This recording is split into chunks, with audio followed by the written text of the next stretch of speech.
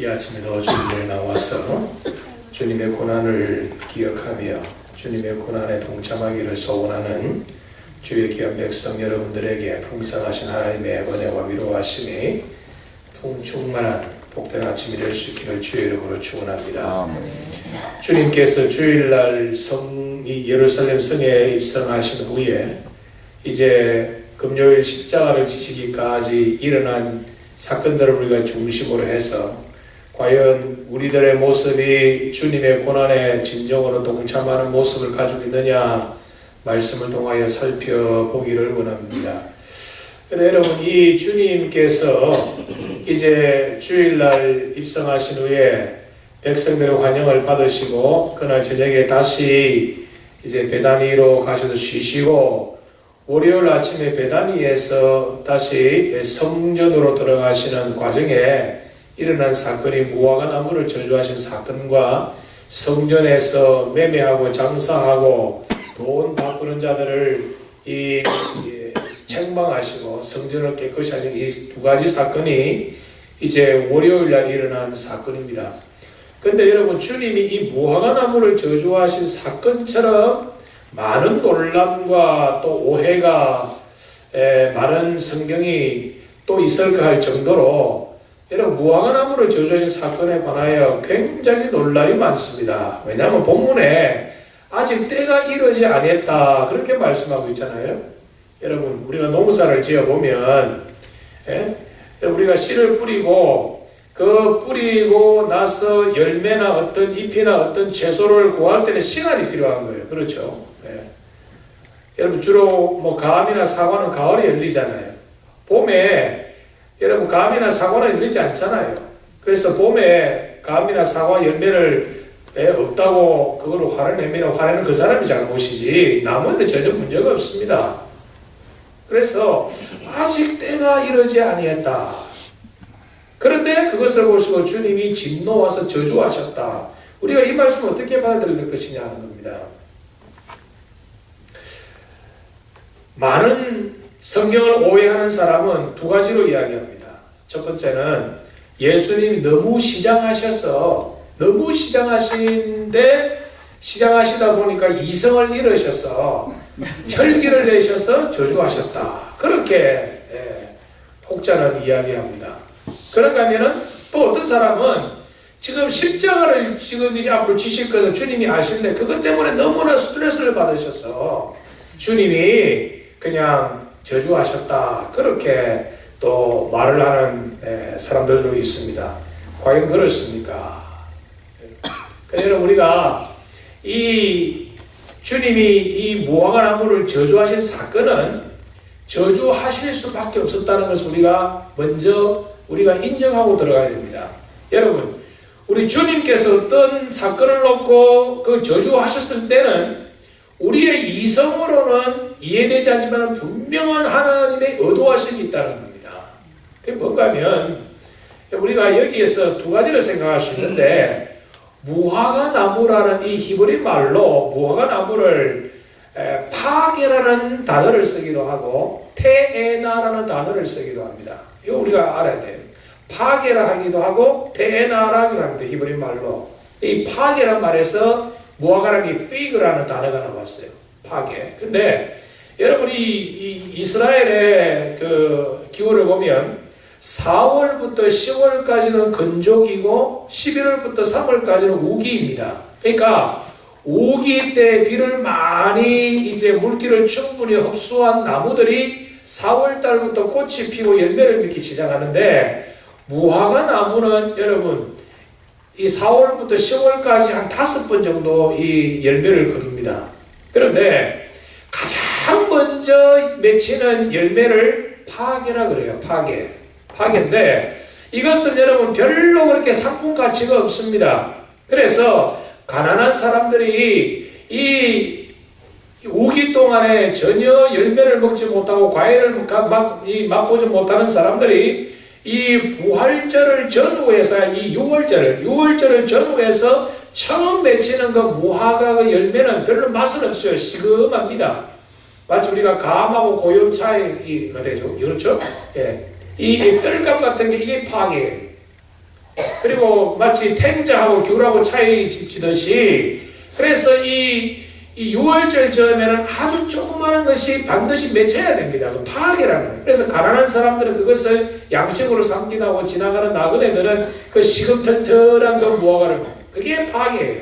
그리고 파괴적인 그 무화과 열매가 이제 떨어지고 나면은 본격적으로 이제 아주 당도가 높은 테나적인 그런 무화과 열매가 맺히기 시작하는 거예요. 그러니까 주님께서 무화과 열매를 기대하신 거예요. 왜냐하면 파괴를 기대하신 거예요. 근데 그것조차도 맺히지 아니해서 주님이 진노하셨다는.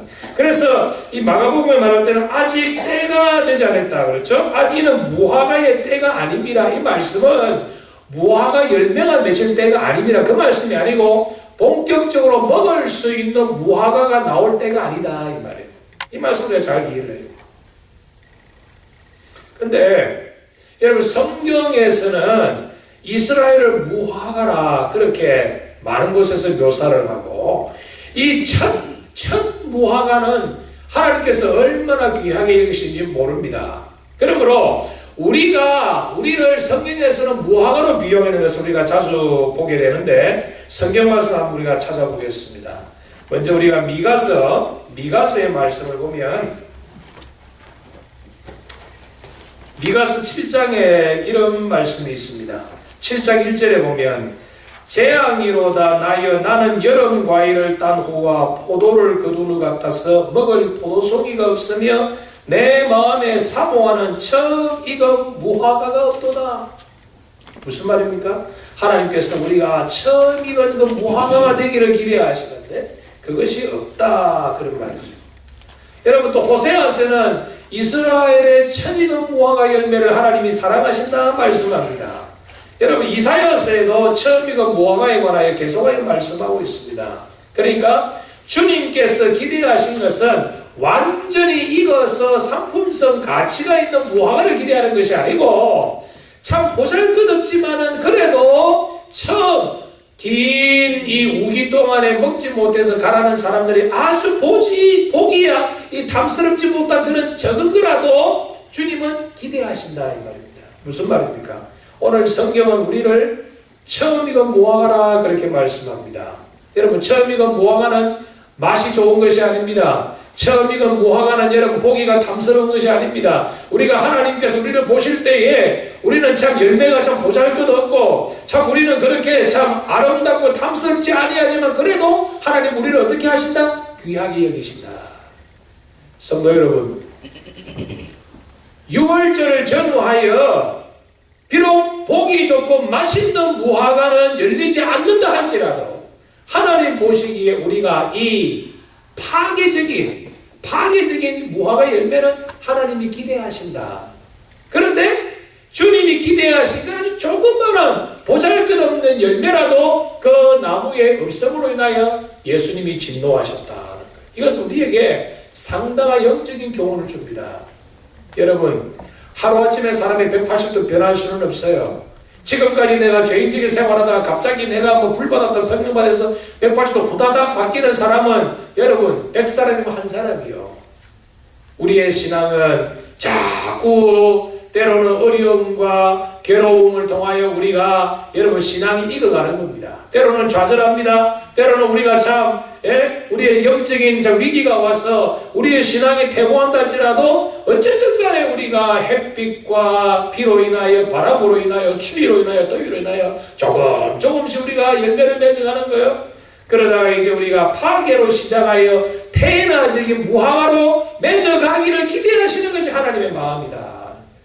그러므로 우리에게 있어서 주님이 기대하시는 이 파괴적인 아주 조그마한 보잘것없는 영적인 열매를 지금 우리가 있어야 됩니까? 없어야 됩니까? 있어야 된다는 거예요. 있어야 된다는 거예요. 그것조차 없으니까 주님이 진노하셨다.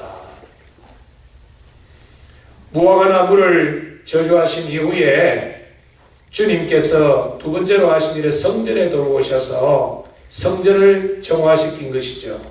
여러분 제가 전에도 말씀드렸지만은 성전에서 여러분 이 짐승을 판매하고 이 돈을 바꾸는 것은요 처음에 시작은 아주 좋은 의도로 시작했다는 거예요. 자, 하나님 앞에 예배를 드릴 때에는, 제물을 드릴 때에는 점도 흠도 없는 예물을 드려야 돼요. 그렇죠? 근데 저 북쪽 갈릴리에서 예루살렘 성전에 하나님 앞에 예배를 드리기 위해서 아니면 이틀 사흘 걸러서 짐승을 끌고 예루살렘 성전에 왔는데 처음에 출발할 때는 점도 흠도 없었는데 오다가 보니까 길도 좋지 아니하고 또 먹을 것이 없어서 여러분 재물이 파리파리해지고 또 아주 돌짝길에 여러분 이 짐승이 흠이 생기는 거예요. 그래서 출발할 때는 점도 흠도 없는 짐승이 하나님 앞에 예배를 드릴 때는 점도 흠도 생긴 거예요. 어떻게 할 겁니까? 그건 드릴 수가 없는 거예요. 그러니까 재물을 가져온 사람 마음도 상하고 제사장들도 마음이 얼마나 괴롭겠어요. 그래서 이 어떻게 하면 좋겠느냐 고민하다가 좋은 수가 있다는 것이죠. 성전 주위에 가장 좋은 목조지를 이렇게 준비를 해서 거기에서 제사장들이 기도하면서 재물을 키우는 거예요. 양도 키우고 거기에 또 송아지도 키우는 거예요. 그래서 멀리서 있는 사람이 수고하지 않아도 성전 가까이에서 잘 기도하면서 키운 짐승을 하나님께 드리면 좋겠다는 거예요. 여러분 아이디어가 좋습니까 나쁩니까? 참 좋은 아이디어죠. 그래서 시작이 된 거예요. 그러다 보니까 키우는 사람은 먹고 살아야 되잖아요. 그 사람도 먹고 살아야 되니까 이익을 좀 붙이는 거예요. 예를 들어서 양 한 마리가 만약에 100달러 한다고 하면 성전 주변에서 기도하고 키운 양은 한 120달러 정도. 그래서 20달러는 수고하는 사람의 몫이 되는 거예요. 근데 가만히 보니까 유대인들이 여러분 계산은 세계적이잖아요. 그게 장사가 되거든. 그러니까 제사장에게 또 로비를 하는 거예요. 나는 120달러 안 받아도 좋고 난 115달러 받을 테니까 나에게도 팔 수 있는 권한을 달라. 세월이 흐름으로써 해서 처음 시작할 때는 순수하게 시작했는데 그것이 100년, 200년 세월이 흐르다 보니까 이것이 난장판이 되거든요. 여러분 우리가 신앙생활 처음 할 때에는 우리가 정말 정결한 모습으로 구속의 은총에 감격하여 신앙생활을 하는데 가면 갈수록 우리가 때가 묻어요. 예? 교회를 통하여 이익을 보고 하자 하는 사람이 있고 교회를 통하여 장사하는 사람도 있고 교회를 통하여 자기의 이익을 추구하는 사람들이 우리의 주위에 얼마나 많으냐. 아직 우리 알칸사는 지방이 적으니까 그런 건데요. 큰 도시 가보세요 여러분. 보험하시는 분, 자동차 판매하시는 분, 여러분 꽃가게 하시는 분들 6개월에 한 번씩 돌아다녀. 왜? 장사해야 되니까. 여러분 우리의 신앙이 순수해야 됩니다. 순수. 돈 받는 것도 마찬가지예요. 여러분 로마 돈은요. 로마 돈은 돈 정면에는 로마 황제의 초상이 있고 그 위에 라틴어로 로마 황제는 나의 왕 나의 하나님이라는 글자가 적혀 있습니다. 그러니까 그 돈을 어떻게 하나님 앞에 예배할 때에 성전세를 드리는데 어떻게 그걸 드릴 수 있느냐. 그렇죠? 이거는 부정한 돈이고 이거는 하나님을 모욕하는 이 돈을 어떻게 우리가 헌금할 수 있느냐 또 고민하는 거예요. 좋은 수 있다. 우리가 성전에서 따로 돈을 만들자. 그래서 그 돈과 이 돈을 바꾸어서 성전에서 제사장들이 기도하고 만드는 돈을 대신하여 드리자. 그런데 여러분 그것도 돈 만들려면 그냥 만들어집니까? 예? 구리도 구입해야 되고 거기에 또 조각도 해야 되고 하니까 돈이 들어가니까 그럼 어떻게 하느냐? 그러면 예를 들어서 돈 가치를 1대 1.5로 하자. 아니면 1대 1.05로 하자. 한 5% 정도 이익을 더 남기자. 그래서 그 일하는 사람 수고비를 줘야 되니까. 참 그럴듯하지요. 그것도 여러분 지나면 독점이라 장사가 되는 거예요. 그러니까 나는 그러면 5% 안 먹겠다. 나는 3% 먹겠다. 2% 먹겠다. 또 그냥 장난질을 쳐요. 그러다 보니까 처음에 시작은 순수하게 시작했는데 세월이 지나면서 타락하고 변하는 거예요. 여러분 제가 신학교에서 공부할 때에 단조와라는 유명하신 우리 조직신학 교수가 그런 말을 했어요. 이 지상의 신학교도 40년이 지나면 다 타락한다는 거예요. 왜냐? 신학교를 운영할 때도 돈이 있어야 되잖아요. 그러다 보니까 자기의 신학도 팔아야 되고 신앙의 어떤 그걸 변질을 시켜야 되는 거예요. 지금 한국의 문제가 뭡니까?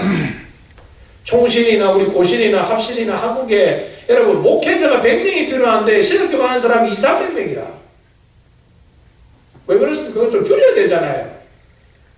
이게 여러분 교단마다 심각한 문제예요. 수요보다 공급이 많은 거예요. 수요보다 공급이. 이거 어떻게 할 것이냐. 그래서 총회마다 신학교 학생을 줄이자니까 결사 반대하는 거예요. 왜? 학생을 받아 받아야, 등록금을 받아야 여러분 신학교를 운영할 거 아니에요. 이게 좀 심각한 문제죠. 심각한 문제예요. 심각한 문제. 그러다 보니까 덜 준비된 목회자들이 마구 그냥 마치 막 찍어내듯이 물건 찍어내듯이 나오는 거예요. 지금 좀 심각한 문제예요. 심각한 문제. 예전에는 목회자를 구할 때에 어떤 작은 목회자가 참 정말 믿음 있고 신실하다는 그런 소문이 있으면 장로님들이 몰래 가서 그 목사님 설교를 듣고 청빙에 왔는데 요즘 안 해요. 완전히 이거는 신입사원 뽑듯이 말이에요. 그러니까 목사의 영적 권위가 여러분 땅에 돼. 뭐 다른 거다는 말할 거 없이 우리 고신교사들 고신교. 제가 이번에 가서 한 두 목사님 만났어야 돼. 목사들이 단식을 하는 거예요. 부산이나 서울의 어느 교회 한 자리가 비면 이력서가 100통씩. 근데 거기에 뭐 미국에서 뭐 적어도 뭐 해외 유학이나 예를 들어서 뭐 디민을 하지 않았으면 아예 설도 그 목사의 뭐 신령함, 뭐 그 목사의 설교, 그 목사의 영적인 능력은 아무 상관없다. 그러면서 그랬어요. 야, 예수님의 제자들이 이 땅에 오셔가지고 목회자를 구하면 한 사람도 목사 될 사람 없다. 사도 바울이나 될까? 베드로가 언제 신학했어요? 지금 여러분 이게 성전이 여러분 장사하는 소굴입니다. 여러분 2000년 전에 주님 시대만 그래 우리 시대에 안 그렇다 보장이 있습니까? 여러분 우리가 참 바른 신앙을 생각해요. 바로 아무리 좋은 뜻으로 시작한다 할지라도 거기에 여러분 관성이 붙고 거기에 여러분 우리가 기도와 우리의 말씀이 없으면 다 타락합니다. 다 타락합니다. 오늘날 교회가 공회당이 되고 오늘 교회가 연극무대가 되고 오늘 교회가 여러분 동창회가 되고 한인회가 되고 우리 알칸사 제일지나라 주님께서 하신 말씀 만민이 기도하는 집이다. 만민이 기도하는 집을 다른 걸로 하면 만민이 뭐하는 곳이다? 예배하는 곳이다. 교회는 예배하는 곳이다. 교회는 기도하는 곳이다. 교회는 기도하는 곳이다. 사랑하는 성도 여러분, 열매가 있어야 될 무화과를 보실 때에 열매가 없을 때에 주님이 탄식하시고 저주하신 것처럼 오늘 저와 여러분이 하나님 보실 때에 정말 나에게 영적인 열매에 크고 작은 건 상관없어요. 보기가 좋고 안 좋고는 상관없어요. 조금이라도 맺혀 있느냐? 그걸 주님이 보신다. 우리가 신앙생활할 때에 정말 말씀과 기도하는 다른 것이 우리의 예배 속에 개입된 건 없느냐? 내가 하나님을 섬기는 동기가 무엇이냐? 교회를 통하여 내 영적 유익 아닌 다른 것으로 이익을 보자 하는 것은 성전을 장사 소굴로 만드는 것과 다름이 없다. 열매 없는 무화과를 주님이 보셨습니다. 주님 오늘도 우리에게 열매를 찾으신다. 성전에 있는 자들을 주님이 보십니다. 매매하는 자들과 짐승들을 하는 자와 돈을 바꾸는 자는 아웃은 좋은 일을 한다는 미명하에 성전을 더럽히고 있었다. 오늘 우리도 알칸사 제1재단을 섬긴다면서 우리가 성전을 더럽히는 그런 일을 우리가 하지는 않느냐.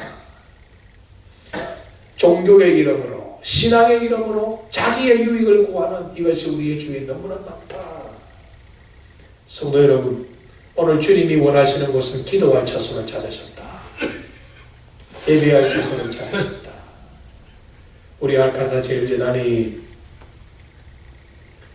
제가 기도하기로는 주님 오실 때까지 존재하는 교회가 되기를 소원합니다. 아멘. 사람으로부터 인정받는 것도 중요하지만 주님으로부터 인정받는 교회가 되어야 되겠다. 주님으로부터 인정받는 교회가 되고자 할 때는 말씀과 기도에 진정하는 교회가 되어야 되겠다. 주님의 거룩성을 나타내고 성결한 교회가 되어야 되겠다. 거룩성을 나타내고 성결한 교회가 되기 위해서는 나 자신 한 사람 한 사람이 변화를 받아야 되겠다. 영적인 열매를 맺기 위해서 처음 익은 무화과라는 칭호를 주님이 우리에게 주셨는데 처음 익은 무화과답게 살아가야 되겠다. 주님의 교회에서 내가 어떤 영적인 유익에 다른 유익을 구하지 아니하도록 우리가 늘 말씀으로 우리 자신들을 돌아보고 우리가 늘 특별히 우리 고난 주간에 하나님 영적인 열매가 맺히게 해주옵소서. 교회를 예배하는 대상으로 기도하는 대상이 될지언정 나의 개인적인 어떠한 유익도 구하지 아니하는 장사하는 곳으로 만들지 아니하도록 하나님 나 자신을 새롭게 하시고 나 자신을 주님이 온전히 주장해 주옵소서. 기도하면서 우리가 이 한 주간을 주의 은혜 가운데 잘 보낼 수 있기를 주의 이름으로 축원합니다.